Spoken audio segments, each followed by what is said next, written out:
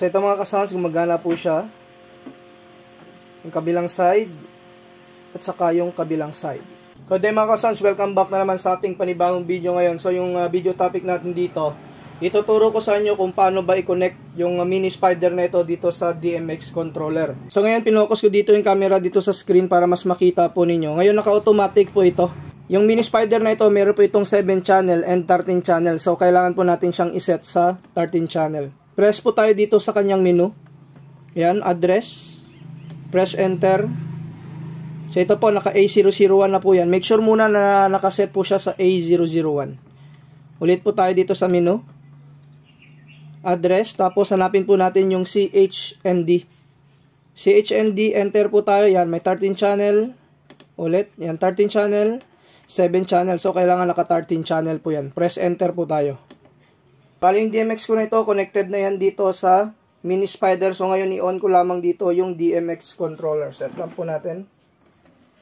On lang natin. So, yan, naka-automatic na po siya na naka-DMX mode. Press po tayo dito sa scanner button 1. Ayan. Yung slider 1 po natin, ito po yung kabilang side. Yung slider 2 naman, yung kabilang side.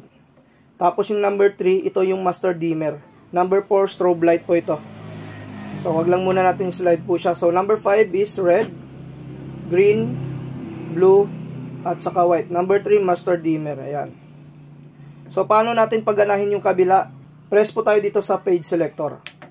Yan, makikita po niyo yung ilaw po dito sa taas, lumipat po sa baba. So, ngayon ito, pagganahin po natin yan, yung kanyang color white sa kabila, yung blue, green, saka sa taas naman is yung kulay red.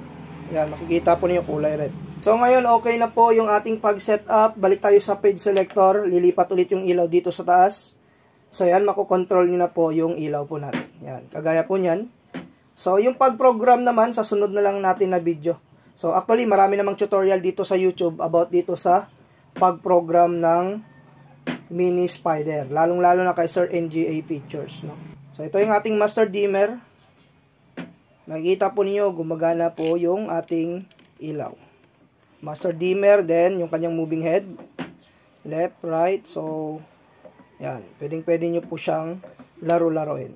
So hanggang dito na lang muna yung ating video. Sa mga bagong nag-subscribe, huwag nyo kalimutan na i-hit yung notification bell button para sa mga video updates natin na i-upload. Maraming salamat mga ka-sounds.